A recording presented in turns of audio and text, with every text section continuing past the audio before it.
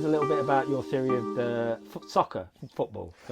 Yeah, football. Football is the most popular thing that mankind has ever created by a very long way. They reckon that over 4 billion people watched the last World Cup final somewhere. That would be more than half the population of the planet, and would in fact dwarf Islam and Christianity combined, which are probably the next most popular things on the planet. And there's a reason for this, is that football resonates with creation on several levels. Now, if you take half a football pitch, one of the funny things is, why is there a centre circle? You can stand 10 yards away for a free kick without having to mark it all the time. No, that's, if you imagine Solomon's temple, that's the doors going like that, opening and closing. So you go into the courtyard, which is the one half of the pitch. The penalty area is the Holy of Holies. Now, in the Holy of Holies, the stand-in for the high priest is the goalkeeper. Now, he has special powers, but only in the Holy of Holies. He can touch the ball with his hands. Once he's out of the Holy of Holies, like the priest in Israel, he has no special powers anymore. The objective of the game is to control a large white sphere. At the top of the tree in Kabbalah is a large white sphere called the crown or kether. Now, obviously, this is a symbolic act. What you do is you get into your opponent's goal. Now, again, this is the Holy of Holies. The goal area is the altar.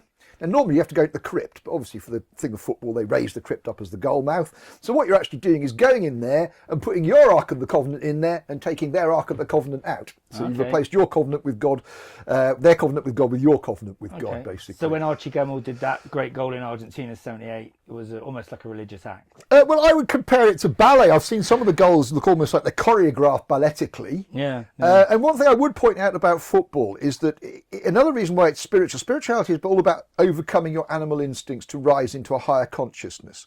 Now, every other ball game, you can use your hands, which is someone throws a ball at you, your instinctive response is to catch it. Now, football requires you to overcome that instinctive response and discipline other parts of your body, like your chest or your thighs or your feet, to control a football. So in that sense, it is a higher game. I mean, to me, rugby is, I mean, I'm sorry if people like rugby, but it seems to be organised fighting, and even then, not that organised. Sorry, rugby fans. Yeah. So, say football mirrors creation. When you look at the tree of life, there are 10 consciences attached to the tree, one not attached. That's 11 players, with the goalkeeper being slightly different. So, to me, and this is why it has captured the imagination of the world, because it mirrors creation. It's literally that is the case, and that's why we love it so much. And if you look at the beginning of the Third and Final Testament, the bit about, then one of the first lines is, if it's religion you want, follow a football team. Yeah. Because it's a religion in which people don't die, we have battles, but people don't get injured and so on. So it's a good way of resolving our battles. There was obviously one case where Honduras and Ecuador went to war over a football match, but they were very quickly banned from FIFA. There you go, self-governing. So could you talk about a little bit about when well, I'm assuming you still are the Messiah and stuff Absolutely, like that. yeah, of course. So could you explain a little bit about how that came about and a bit about your background, the usual biography? Yeah. 20 years ago now, I blew the whistle on the intelligence services. I was an MI5 officer. I left the service when I was briefed on an operation in which MI6 funded Al-Qaeda. And carried out an operation in which innocent people died. I thought I was stopping terrorism, not being involved in it. So I did the honourable thing. I resigned. Some months later, I blew the whistle on that. The government failed to take my evidence, but despite failing to take my evidence, at the same time still called me a liar. Now, can you imagine the frustration where you're trying to say to people, I've got evidence to disprove what you're saying, but you're still calling me a liar, but you won't take possession of the evidence. Now, in that single act, we have here at the beginning of what is going on now. It became acceptable for government not to investigate matters of enormous importance. This was MI6 funding our terrorist enemies and murdering people. Now, I'm not somebody who just walked out of a mental institution. I'm somebody who just walked out of MI5 blowing the whistle. The fact they called me a traitor, not the murderers in MI6, shows where our country was under Blair and how that has gone on since then under this terrible liberal left rule, essentially.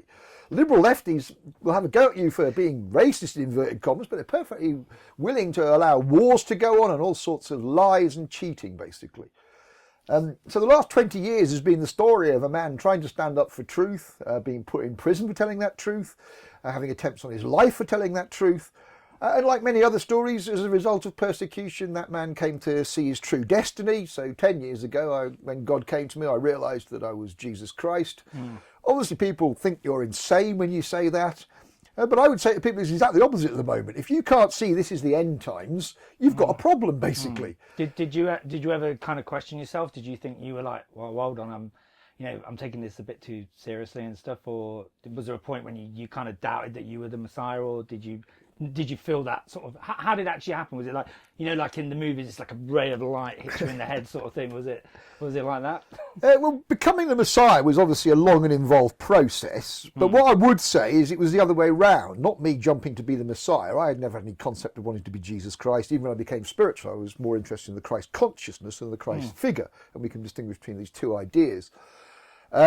But what happened at one point is I'd been told by the spirit I was talking to, who said to me, I'm a very high up spirit in heaven. You've been chosen for a special mission that involves saving humanity, and we're going to be doing this in future. Now, even at that point, I didn't say I'm the Messiah. Yeah. Whereas a lot of people would have been up, oh, I'm Jesus Christ, I'm the Messiah, and so on. So I didn't come until I was called by God. When I eventually was called by God, it was a bit like the ray of light coming down. There was a moment when all I've described, the Bible says the heavens open, not with rain, but with divine light, basically.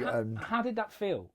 I describe it as an experience that, obviously, because you don't know it too well to start with, seemed slightly troubling, just because I didn't know. Once I realised what was going on, it became a sublime experience. It was troubling to try and, in a sense, absorb the amount of divine energy I was getting, because it seemed almost too much for a human body to be able to bear. And I do compare the experience to the Israelites in the Red Sea, when they're waiting for the waters to part, and it comes right up to their nose as an act of faith, and then parts, basically. It felt like that. It felt like my nose was just above the water. That would be the metaphor. So it's not like I'm drowning.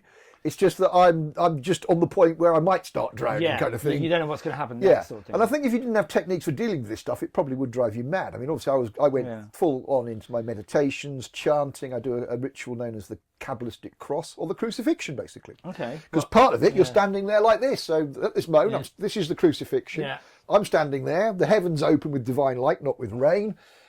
So that's the meaning of the Bible. The Bible quite often will encode figuratively something it's prophesying rather than be recording an actual piece of history.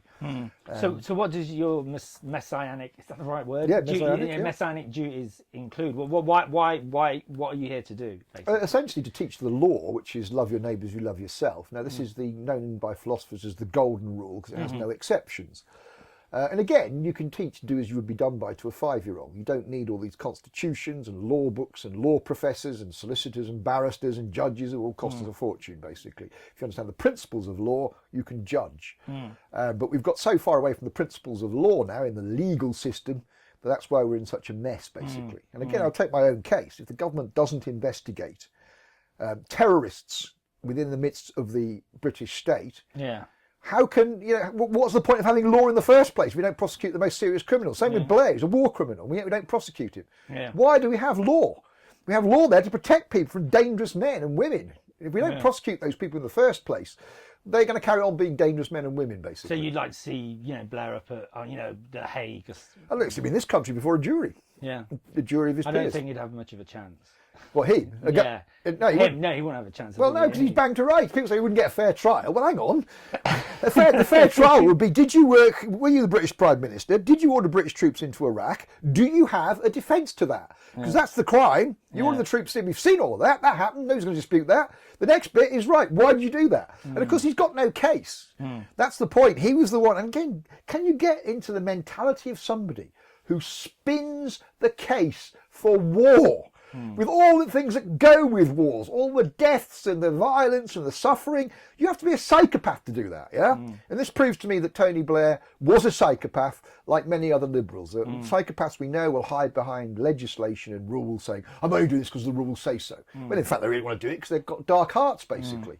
So going back to, the point when you realised you were the Messiah, obviously you must have told friends and family, like, how did they react to that? Well, obviously, to set this in context in my life, it was a peculiar situation because obviously 10 years later, I'd had to blow the whistle, then tell my parents what I was doing. I didn't want to take the chance of telling somebody because I work on the intelligence principle. If someone doesn't know, they're not a suspect. Whereas if I went around telling people and our operation was blown, I'd have to suspect them. So I didn't tell anybody, only me and Annie knew until we blew the whistle. So unfortunately, the way it happened, for example, my mother was flying back from Rotterdam come Monday morning, being abroad all weekend, not seeing the British press, gets on a plane, opens it up on a seat, and there's me looking at her from the front page of The Independent, which is obviously quite a shock. But I phoned them up afterwards and explained what I'd done. I explained that although it was technically illegal. Oh, this is that we're talking about the whistleblowing. The whistleblowing. Yeah, Sorry, just to fill in the context. I said that this is, what I've done it was for the protection of human life. Therefore, I'm calling on a higher law. So obviously, having done things like that, my parents were slightly more used to me not doing the normal stuff. Obviously, as time went on, I started to tell them things like 9/11 was an inside job, the banking industry was a racket, things like this. Obviously, for them, it got more and more difficult because they're not the kind of people who check things out for themselves. So every time I would see them, I would come up with some new, what to them would appear some mad, outlandish idea. So obviously, I then came out as Jesus, which created a problem. Obviously, after that, I came out as Delores as well. People did say to me, "Are you taking the piss?" Basically, because I'd gone obviously from starting off by saying that MI6 funded Al-Qaeda, through to 9/11 being an inside job, the world being run by secret societies and bankers, and then obviously I became Jesus and then came out as Delores. But in some ways that kind of works. You shift the goalpost basically. If you take the people right down there, people are quite often people who don't have much intelligence, just take the midpoint. So if you've taken it that far, the midpoint's over there kind of thing. So they've gone on the journey with you to a certain extent. And I speak truth. I have no worries what people think of me. And all the stuff I do is perfectly harmless, which is the test of the common law, basically. If I haven't caused anybody harm, loss or injury, no matter how eccentric what I do is, it's no concern of anybody else's, basically. But you could see, how this could be offensive to, like, say, Christians and Muslims, and, because you've... Not, well, I will tell you now that people who take offence, it's their problem. That's the thing. If you are the true soldier of Christ, you concern yourself with what causes harm, loss or injury to a human being, and you take action to stop that. You don't sit there saying, "I'm worried about it," I'm concerned, like the liberal left do. You take and stop it. But offence is merely a matter of taste. I don't phone up BBC because I don't like EastEnders, or I think it's inane, or phone up the Daily Mail every day because it's horrible. I don't do that. I want to try and defeat these people by putting out better information.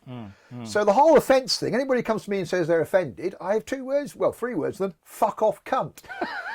And if they get a problem with that, I will tell them they're probably paying money raised at usury, in which case they're stealing from the poorest people on the planet. They're paying taxes to a government that's killed and murdered and maimed millions in the last decade or so. So my conscience is clear, not theirs. So just to keep on the Messiah topic for a moment, you said you've been reincarnated in previous lives and stuff. Could you talk about that a little? Yeah, what distinguishes my Jesus claims, I'm not claiming to be a reincarnation of Jesus Christ, as many people will do. There is no evidence for Christ coming 2,000 years ago. Although there are people they will try and finger as Jesus Christ. Now, in a couple of cases, this is quite interesting. When I talked about the difference between the East and the West, I put the two things together. What don't you have in the East is Jesus Christ. What don't you have in the West is reincarnation. So if you put those two things together, as I did as a putative hypothesis, you would finish up with a reincarnating Jesus. And therefore, I began to realise that the past lives I had were of this, to do with this Jesus thing.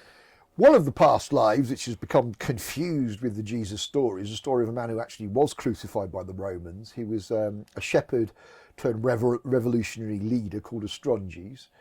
Now, the reason I first came across this was God said, put Crucifixion 1 BC into the internet and see what you find. Well, and you had that instruction. Yeah, and I did that, and that's how I found out about different people who may have been the person involved.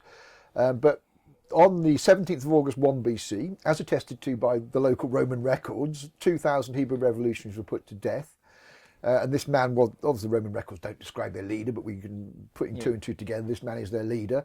They put him to death using a crown of thorns and nails because they were following the prophecy as it was set out in the Old Testament in Isaiah, basically. So that's one real man, past life, who's become confused with the Christ story. Another one is the one after that, a man who is known to history as either John the Divine or John the Beloved Apostle. These are all the same man. He wrote 3 of the 4 Gospels. He wrote Revelation and the letters of John. And he was the incarnation of Jesus. Now, because he went around as a wandering spiritual teacher at the time, people assumed he was the Christ. And what I must stress as well is the date was 4000 in the world calendar, or the calendar of light, the one used by the Freemasons, basically. Okay, yeah, so So there was millennial fever at the time as well. Yeah.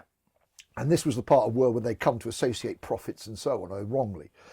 So again, he was hailed as being a Christ, even though he would never think he was a Christ. And then the one after that is another man called Jesse the Galilean. And because his name's Jesse, he's become confused with Jesus as well.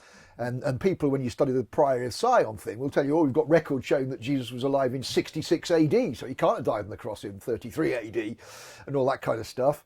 But he was Jesus as well. He had another wandering spiritual teacher. And also the crucifixion has been confused with somebody else, a man called Joseph of Arimathea, who faked his own death on the cross. And that's what's described in the book of John. John is describing a man who is put on the cross but doesn't actually die, so his resurrection is faked. But that was nevertheless done, reported on, and people thought a Christ had come. And this is even dealt with in the Quran. In the Quran there's a passage where I went into this room and saw the man who survived the crucifixion, but he was a fake. He was only in a coma. They just took him out of the coma afterwards. Okay, yeah. So that's actually in the Quran as well. So there's many candidates for Jesus, but it was John the Revelation was the actual Christ spirit. He was the incarnation of Jesus of the day. Yeah. The Christ is the last one, so only I can claim to be the Christ. Yeah, the Christ. So all my previous lifetimes, what they've all realised is they were the incarnation of Jesus, but they weren't the last one, therefore they weren't the Christ. Other people like Joseph of Arimathea, I think at certain points genuinely believed they were the Christ. They went through a spiritual awakening, believed that for a while, and then had to backtrack because they began to realise they weren't. Can the spirit, this spirit pass between? Say you are now, you're the Christ. Can that pass from you while you're still alive, or no? There's only one soul per body at any time. Okay, yeah, that's kind of clear. And So, can you remember any of your past lives, or could you say who your past lives were? Yeah, I can go back through the ones I've worked out. Backwards from me, it's Che Guevara, Lawrence of Arabia, Mary Kelly, one of the victims of the Ripper, the priest at Rennes-les-Bains, the sister town of Rennes-le-Château, which is very famous for a secret, who was the priest there, a man called Jean Vier. Prior to that, it's Percy Shelley, the romantic poet, Benjamin Franklin, William III of England, who preserved the common law during the Glorious Revolution. Okay, yeah.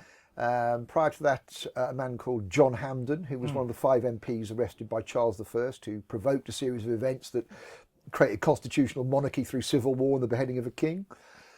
Before that, it was Christopher Marlowe, who wrote Shakespeare's plays. Anne of Cleves, who was married to Henry VIII. Okay. Can you remember anything about the lives, or you just kind of know that you were that person, or do you have memories of the lives? I do have memories. For example, when I researched Astronges, when I began to read about his death on the cross, I suddenly went back to that moment of dying on the cross, the last moments of breath, basically. Yeah. And when I had a revelation about Revelation one day. Just give you a story. Yeah, what happened with the book of Revelation is that this had been, of all the books in the Bible, I'd read the book of Revelation more than any other.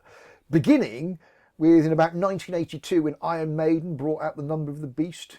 And somebody said to me, this is in the Bible. And obviously my knowledge of the Bible was the Sunday school stories I'd read when I was 5 or 6 and talking then. And it's like, that can't be the Bible. So I read it. I read the book of Revelation because of the Iron Maiden album. And as a result of reading this and not understanding it, and it being so different from the other books in the Bible, I'd gone back to it several times in my life, to the extent that even after I'd gone through a spiritual awakening and some months before this event I'm about to describe, but a few months, I'd looked at it and still thought, I can't understand this book. There's something in it I don't understand that I need to understand. After my awakening, I have this blinding revelation. I understand the book of Revelation now.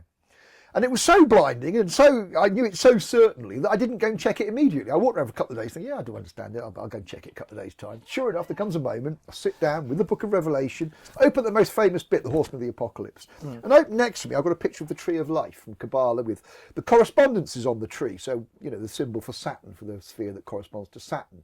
The symbol that corresponds to Sagittarius, for example. So when you're going through the Horseman of the Apocalypse, if you read that and look at this diagram, you realise all he's doing is describing the Tree of Life. Exactly. Yeah. And I suddenly had this boom revelation where I went back to the moment in the room, writing the thing as John the Divine, and having this weird idea that I'm feeling really pleased as John the Divine, that I've come up with code that no one else is going to understand, only my final incarnation is going to understand. And I'm sitting there as a final incarnation thinking, that's the way I would do it, if I want to do it, so that nobody else in humanity understood it, but I did. And again, nobody else has understood it. I've left codes for myself throughout history that only I can understand. So you think... And I say, when I had that moment, it was again, you have a kind of this divine feeling of being filled with the light. You connect with a divine memory. You know it's a real memory from a past life. Now, obviously, the problem with this is like in our own lives, if I say to somebody, what were you doing 20 years ago today, most people are going to think, well, I can't really remember. I might have been working so and so, but the specifics of it, I can't really remember. So it's a bit like that with a vast past life thing. Yeah. But I do go back to past life memories, teachings, things that I haven't necessarily read in this lifetime to kind of shore me up in this lifetime. So it is a part of it. So this is going to sound ridiculous, but if it's all kind of preordained, then that means you were preordained to listen to that Iron Maiden album. So Iron Maiden are therefore preordained by God. Now, I will tell you that all inspiration comes from God, and therefore Iron Maiden were inspired by God to produce the album The Number of the Beast as part of the Destiny of the Messiah. Yeah, it's a good album as well. It is a good album, yeah. And partly in the way that Stephen Hawking has lived for decades longer than he should have done. He should have died after about 2 years with motor neurone disease. But that was because he could write A Brief History of Time. And again, on my Destiny, a key point was seeing a documentary about A Brief History of Time. And then the next thing God took me to was a Kabbalah book. And I realised that the core concepts of creation in quantum mechanics were the same as Kabbalah. Obviously, Kabbalah's been known for thousands of years. So I got interested in Kabbalah. But that was my first real shift from being an atheist to being a believer. So you're an atheist. Do you think of people like Dawkins and, who just kind of dismiss religion and all out of hand? What would your opinion of them be? No true rationalist can dismiss the existence of God because you can't prove a negative to start with. So anybody who says there is no God is claiming to essentially be the ultimate arbiter of truth, which ironically is God himself. So you can kind of see the fallacy of reason there. Now, people say to me... Is there a hell or anything like that? This is hell. Yeah, okay. Technically speaking, there is a greater hell after this, but really nobody should be going there. Okay. But the problem is with all the things, we've got everything completely wrong. That the whole of religion is founded upon lies. The idea of death, for example, if you go into your Kabbalah, the word death means immortality.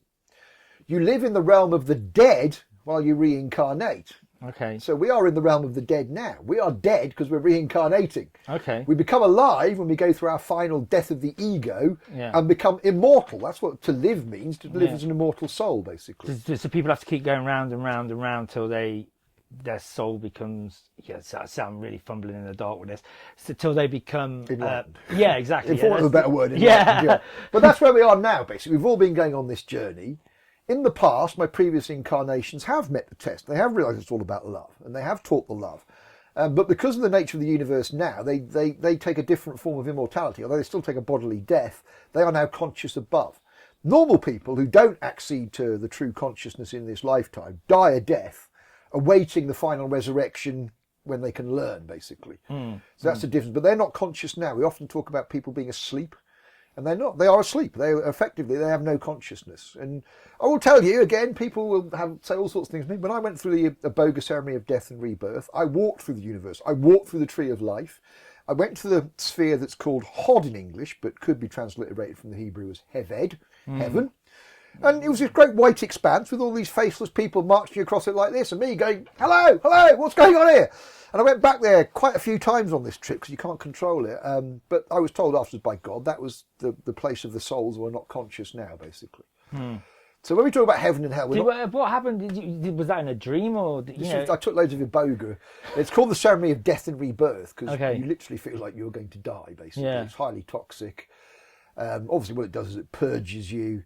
And then you voyage. But this is like, I've taken a lot of psychedelic drugs, basically. And this is nothing like psychedelic drugs. People would say that because, I think you said previously that, people who take LSD sometimes think they're, Jesus and stuff like that. Have you ever considered that might, with what's happened to you? No, I've said before, the first time God said to me, you are Jesus, I was on a mushroom trip. But believe me, magic mushrooms are just a way of retuning the brain, basically. The idea that hallucinations are something that you create completely is wrong. If you're listening to Radio 1, it doesn't mean to say Radio 2 is not broadcasting because you're not listening to it. It's broadcasting on a frequency that you can't receive. And if I take magic mushrooms, it changes the tuning frequency of my brain, so it picks up frequencies from a different level. So suddenly things that are being broadcast, the other dimensions that I don't normally see with my brain in a normal state, I suddenly see, basically. So at the moment, just going back to your former duties when you worked for the security services, there's a lot of whistleblowing and hacking and etc. and whatever you want to call it going on at the moment. What's your kind of opinion on that, the way that the world is right now, with like, Trump's election, Brexit, and everyone. There seems to be a lot of mass confusion going on. Deliberately so. The word Babylon comes from Babel in the Hebrew. It means confusion. It's the tower that man tries to create to connect with God, that's not built on good foundations. And again, everything in the Bible is figurative. This is the story of man's laws or man's religions rather than the true religion of love coming to dominate. And we've lived under that for 6,000 years now. If you lived in India, you'd call it the Kali Yuga. Okay. So we're under 6,000 year dark age, not 600 years from 400 AD when the Romans left to William the Conqueror coming over, which is what the historians will tell you. And we're now coming out of that period. That said, though, that what we're going to should be good, but we are going to go through a monumental crisis because of what mankind has done. Because we have lost the ancient values. No one's prepared to stand up for truth anymore properly. No one's prepared to essentially face down the Zionist elite, basically. And let's be clear, they are Zionists. They are following a political agenda that is absolutely barbaric. It involves depopulation. They have no problem in making people suffer, basically. Now, anybody criticising that is clearly a sane human being. Anybody supporting that clearly has psychopathic tendencies and needs medical treatment, if not to be locked up for a very long time. Like the classic response to that is that people would say, well, you're being anti-Semitic. So how would you respond to that? And I'd say, well, I'm defending the Palestinians who are Semites. And again, Shami Chakrabarti did a report for the Labour Party on the anti-Semite thing and didn't say this is a risible criticism. If both sides in a dispute are Semitic, and you take sides in that dispute, clearly you're not taking sides on the basis of their Semitic nature. So to exclusively be anti-Semitic, again, it's an attempt to try and make people look like racist, right-wing lunatic skinheads, basically. Because most people's minds, an anti-Semite is either a skinhead covered in tattoos, or one of those old types of the blazer from the lower middle classes who thinks he's middle class, basically. Those are the two types they think of when they think of an anti-Semite. And actually, when you research people like David Irving, you realise he's done some very good historical research. And I will go at the Holocaust now, because I have no problem in doing this. The idea that they rounded up 6 million people, gassed them to death, then incinerated the bodies, is a physical nonsense, absolute physical nonsense, for which there is not one scrap of evidence. In history, we study contemporaneous records. But the contemporaneous records of the Red Cross, who visits the camp, said there were 270,000 deaths, less than half of which were Jews. Now, that is a humanitarian tragedy. 270,000 people should not have died in concentration camps. No one should die in those circumstances. However, you now belittle the suffering and the deaths of those people by inventing the figure of the 6 million. And let's be clear, that figure of the 6 million comes from the wider prophecy of good and evil that is encoded in the Torah and the Bible. It's always a 6 and a multiple of 6. For example, Moses leads 600,000 out of the promised land. When they talk about Teshuvah, the return to the promised land, in one of the versions of the Torah, the letter V is missing, which is number 6 as well. So they've taken this as a unit of 6. Now, if you scale up the prophecy from 600,000 to 6 billion, you're talking about around the number of souls now. It's now about 7 billion, but we're talking about this time. If you told people 2,000 years ago that 6 billion souls were going to be sacrificed, no one would have believed you, because 6 billion was just far too vast a figure for anybody to imagine.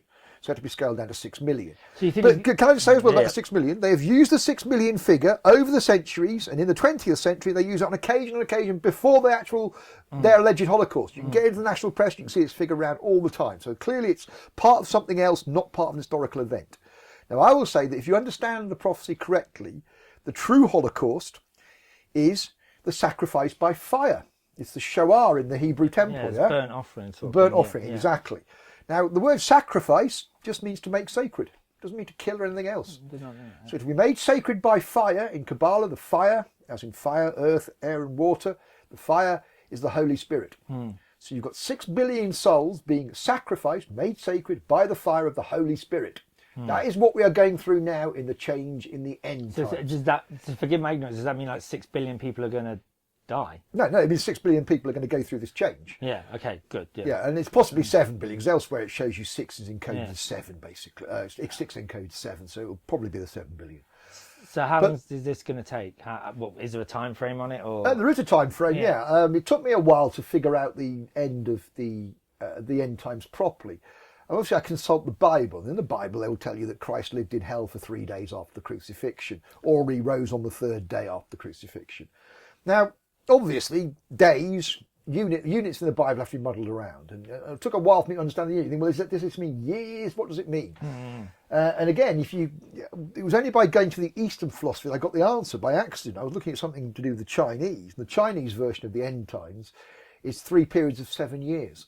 Okay. Which mirror the time of abundance, the time of austerity, which is talked about in the dream of Daniel. Yeah, 7 and then, years, then the last 7 years of the final reckoning after that. And I would argue that more or less around 2001, with 9/11, that process began. Because by the way, the 7-year period in the Bible is called a jubilee, so this unit does exist in the Bible. Yeah. So that was how I answered that one. But I believe the 3 days doesn't start after the crucifixion, because that would be 2007. I believe it starts with the knocking down of the Twin Towers. Okay. And again, that's a symbolic act.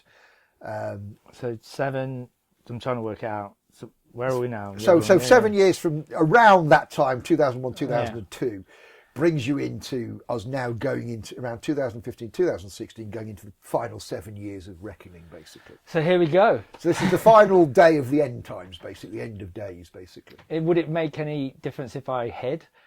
No difference whatsoever. You can't hide from karma. It makes a lot of difference if you stood up and said, I love people and I'm going to... Well, I do love people, so I think I'll be all right. But you've also got to do the actions as well and get out the usury and so on. And you've got to stop paying taxes to war criminal governments. I mean, God's going to look at this and say, well, I'm sorry, you paid for terrorism. And people will say, well, I had to. And you say, no, you didn't. You have the common law. I actually heard that argument, when they were doing them sort of tax shelters that, what Rangers football clubs were alleged to be involved in. I knew someone who was selling them tax shelters, and they sold it to me on that line. He goes, would you like your taxes going to fund the Afghani war, shooting kids in villages? That's what it's going to be doing. So he had quite a good argument. Good argument. Okay, yeah. So I say to people, obviously you will. The only thing you've got to do to get into the new world is love. But unfortunately, the world we live in, they've made that process so difficult and complicated that people aren't living in love and imagining things that aren't love are love. So will you become, because Jesus was called, King of the Jews, etc., King of the world. Will you become King of the world or something? Is that what's going to happen? Is that your fate? Well, I've already sworn under oath, which has not been rebutted, that I am the sovereign of the world, yes, the sovereign of creation. So technically, you look at the man that owns all of this. Now, obviously, it's one thing to swear an oath to do that, another thing to make that happen. Yeah. But technically, I do own everything as the appointee, the emissary of the Jesus above, basically. That's brilliant. Yeah, and people say, it's egotistical and so on. No, it's not. When I see the damage done by other leaders and my insight into the world, I genuinely believe I can stop the suffering. I've had enough insight. I've worked in the mainstream media for the Sunday Times. I run a small business, so I had problems with the banks. I've worked at the heart of the secret state. I've been a management consultant. I've worked at the other side of the secret state when I blew the whistle. I've been through their legal system.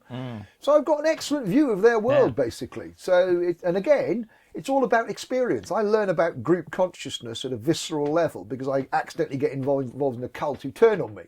No. So I see these lessons very viscerally. So I learn the dangers of the group, Yeah. I learn the benefit of speaking the truth at times, even when everybody else is having a go at you. A bit like the No Planes. When I came out of No Planes 10 years ago, they all turned on me. Yeah, you now go online. No Planes meaning? That no planes were used on 9/11, okay, basically. Yeah. I came up with the theory that they were missiles surrounded by holograms because that fitted all the evidence and therefore was the position of the true rationalist.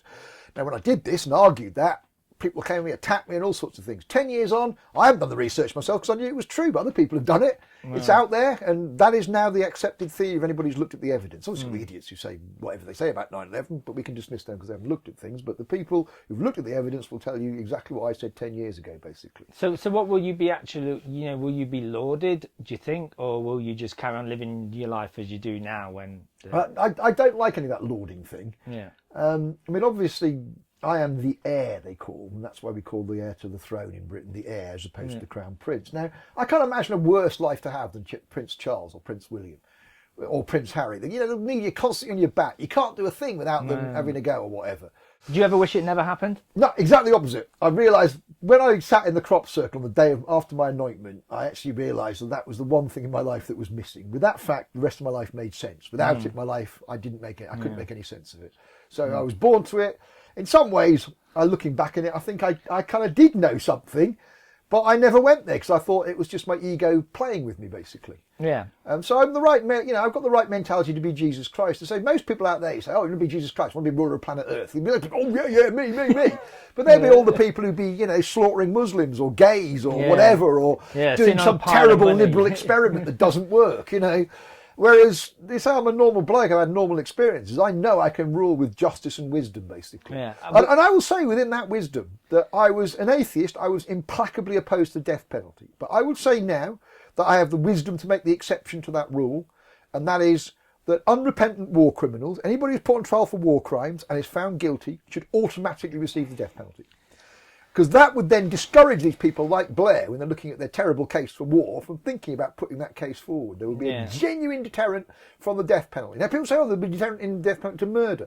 But most murders are committed by husbands and wives on each other. The deterrent effect of the death penalty doesn't come into it, basically. It's a crime of essentially passion, basically, or misplaced passion. So I would say that. And that's why I keep tweeting Blair now, mate. Once your friend's on here anymore, mate, some of those New Labour types, and I make no apology for saying this, I say, if we'd applied the same principles that they applied to the Nazis at Nuremberg, you would have swung from a rope. Yeah. And people say, oh, that's terribly offensive, whatever. I'm not the one supporting the war crime. I'm the one telling these people, basically. Yeah. So, it is my destiny somehow to teach the law. How far that can come in terms of making the final judgment in law is all up for grabs. But what I work with now is the complete disillusionment with their system and the complete disillusionment with the mainstream media. I've been telling the truth for 20 years now.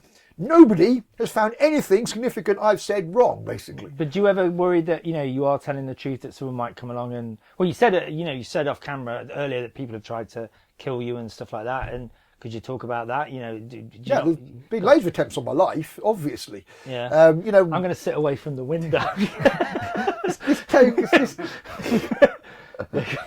has come up recently because I think the CIA, under some freedom of information or a leak, there was a leak of the CIA assassinations manual, and they said that they'd stopped imprisoning people after Mandela because Mandela created a massive public profile for his campaign by being incarcerated. Yeah. So they said much better to assassinate people than to incarcerate. Yeah. Now, I believe the first attempt on my life took place in Guernsey before I'd even blown the whistle. I believe it was an attempt to poison me with pharmaceutical drugs. There is one type of pharmaceutical drug that kills you if you take it with alcohol. Oh, okay. Yeah. Now, at the time, during that weekend, I was drinking at a wedding, and I felt really... Now, obviously, I've been a drinker for years. It didn't feel like being drunk or anything else. It literally felt like I wasn't really there. That's how I can describe it as if I was walking around in this bubble and all my senses were therefore muffled and everything else, as if I couldn't feel or see or hear properly or anything. And I now look back on that and think that was an attempted poisoning. But since then, I've been in 4 car accidents. In each case, there is some information to indicate that there was some kind of foul play. It's not just me saying it, basically. I mean, for example... 2 months after Diana died in a Mohammed Al Fayed owned Mercedes, we're heading towards Paris to see Mohammed Al Fayed's security people talk about the death of Diana, and the driver falls asleep at the wheel. Right. Now, with Henri Paul, there was very high levels of carbon monoxide in his blood, which they don't quite know how they got there, basically, but you could apply that principle to the driver. There's something coming through from the car, blowing carbon monoxide in his face, and eventually becomes drowsy. In this case, he only woke up because he hit the central reservation. We were going off 100 miles an hour, and I'm thinking, oh my God. Yeah. Driver, bang on the thing, wakes up, catches the steering wheel, we literally carry on, basically. Now, I will tell you that that's the God on your side. At the time, I was going to talks, and because these things are happening so often, there was a very suspicious food poisoning as well, which I only cured myself of, would you believe, with a very strong cup of marijuana tea. But again, God takes me to things, and years later, he took me to what I need to see. I actually saw the thing about the shellfish food poisoning. What it does is it paralyses you. Okay. So you suffer a very slow death as it slowly paralyses your chest and you can't breathe. The reason I took the marijuana tea was because I was lying in bed. Obviously, I couldn't keep anything down or exploded at both ends. I lost sensation in my feet and it was going up my legs, and I thought, this isn't right. I've got to do something. So I drank the marijuana tea. Now, again, marijuana is a miracle drug. I don't care anybody says in the BMA or anywhere else. I know that because I've used it to cure flu, to cure septicemia, to cure all sorts of things. It is a miracle drug, and that saved my life then. So I've had these attempts in my life, and I was an atheist, so I used to joke, someone up there likes me. Yeah. I now believe that God has kept me alive. I was even, I think, at one point shot at with 2 iced bullets, basically. Jeez. And I will tell you now, people can say I'm insane. Those ice bullets went straight through me. And when I mean straight through me, didn't damage my flesh.